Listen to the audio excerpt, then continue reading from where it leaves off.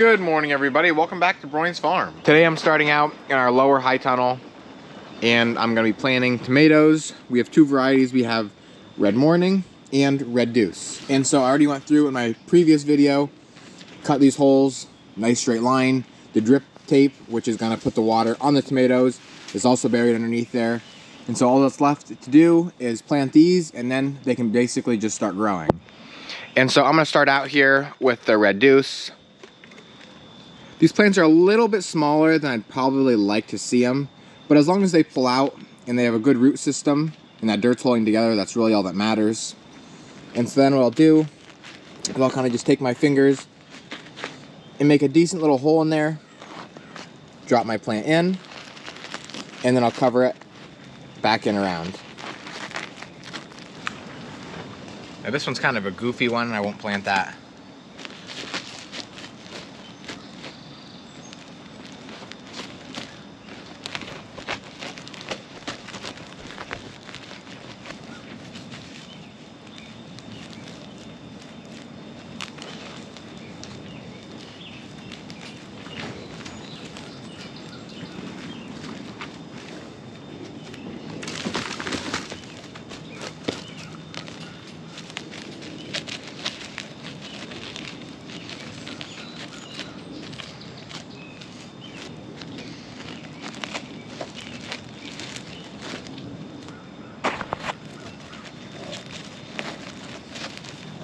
Okay, so I just finished up.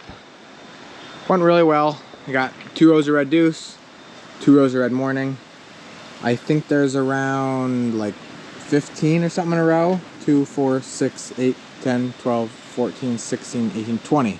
20 in a row. This row is cut one short because of the heater. And now I gotta water them all in with the fertilizer. So I'm just gonna give them kind of a little splash at first. Soak a little bit of it up, and then I'll go back through again and hit them a second time. Because if I just keep letting it sit there, that water's just gonna run right down the plastic. The nice thing is that it's kind of got like a little hole around it, and so all the water just wants to fall right inside of it and waters it in real nice.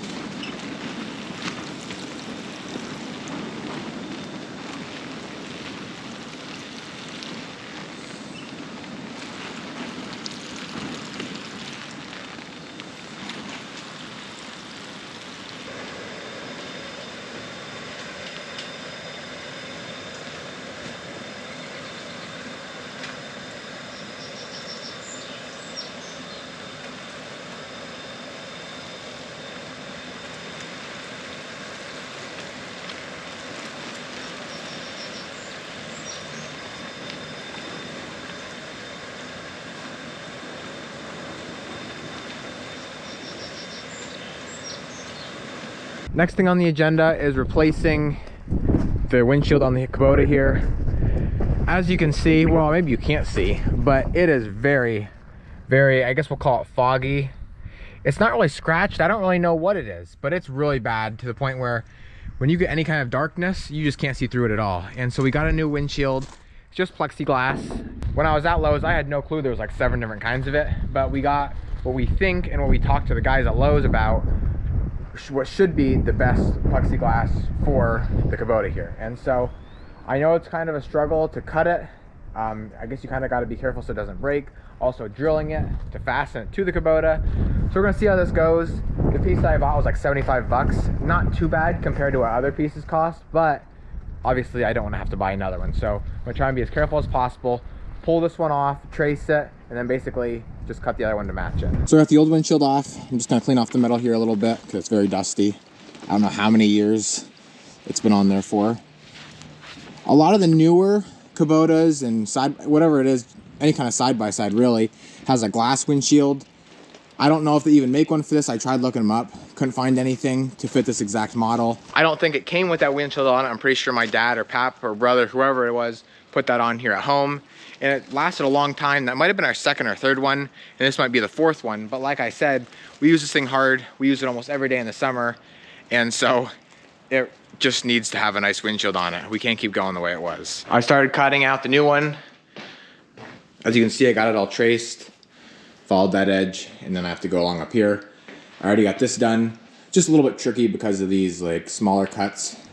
But so far so good. Then once I get it traced out or cut out, I'm gonna have to drill 2 holes here, there, and then right here to fasten it to the poles or the posts, whatever you want to call it.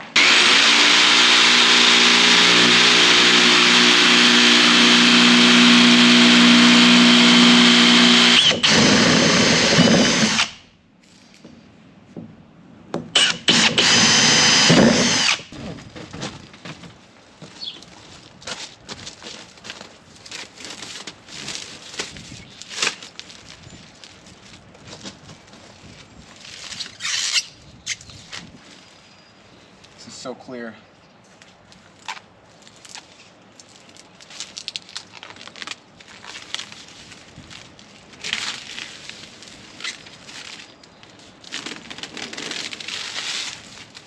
Oh my goodness. It's like a night and day difference.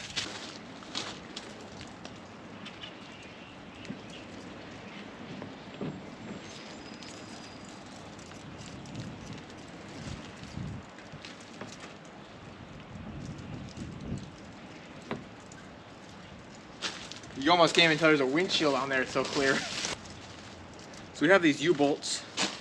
I had a piece of rubber in there. The rubber is kind of getting a little bit thin, but I think it'll be just fine. Maybe. I don't know. So I gotta tighten everything down yet, but that is it. Actually went really smooth. I guess a lot of the reason was because I had got to trace the other one, but yeah. Now we can actually see again. And of course now it's raining. It's the next day. I'm back here in the greenhouses again. I gotta do some more seeding.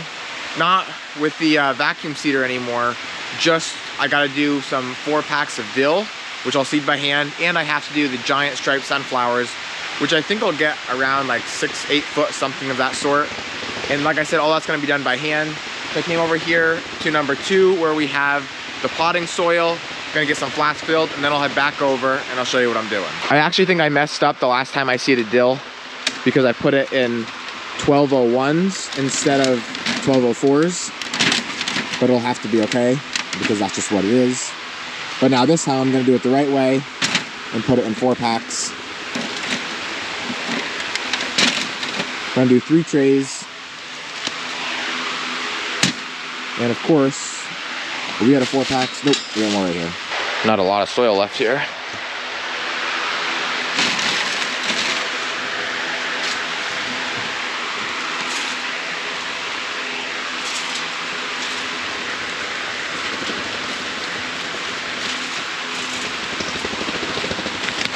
Oops. So now I'm back over here, number 1. This is the 72 cell tray in 6 packs, also known as the 1206. And so basically what I'm gonna do is, I'm gonna take my whole tray and basically just let it bounce until all that dirt settles about a ½ inch into each cell. I'll do the same to this one. Until it looks kind of something like that. It's not quite a ½ inch, but it's all I could really get. And so then I'll take my giant striped sunflower seeds. I think it's easier to just pour them out in my hand. And then I'll just drop 1 in each cell. That one I got 2, but I'll fix it.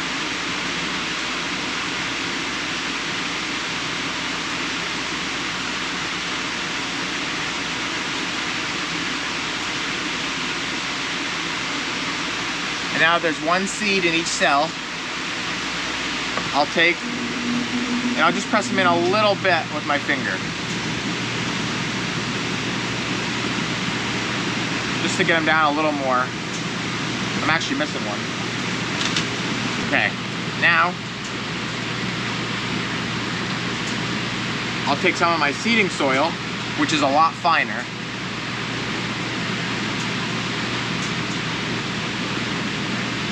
And I'll just kind of sprinkle that back over top.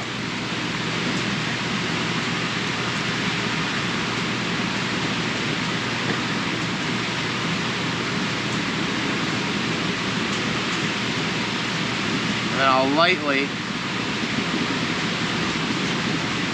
cover them back up.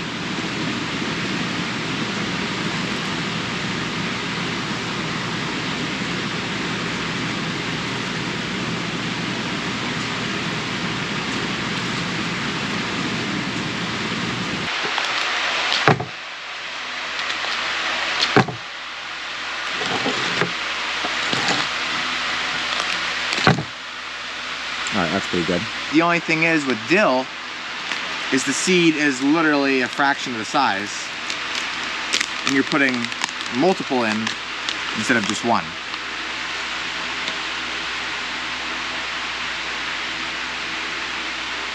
Whoa, that was a lot.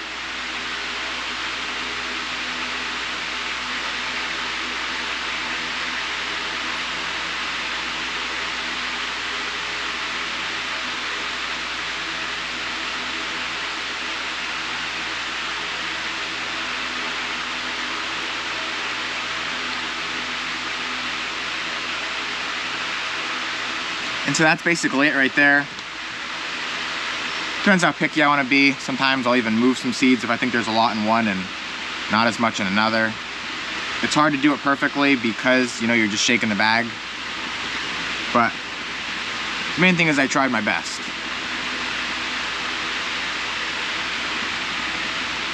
The reason we put it in 4-packs and not singles is because that way you can pull each little cell out then, and you can transfer that or put it in different places in your garden.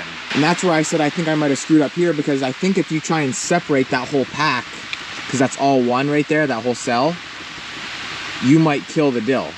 And I don't want people having any kind of problems like that. Final step is covering up that seed with like a mid to light layer of vermiculite.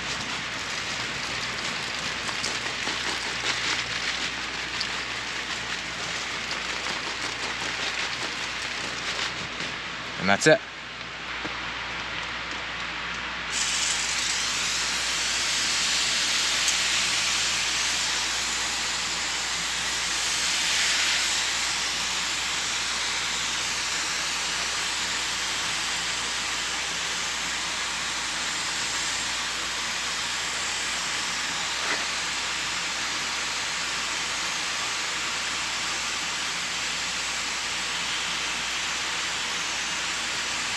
That's what I'm calling it a wrap for this video. As always, thank you guys for watching, and always remember it ain't much, but it's honest work.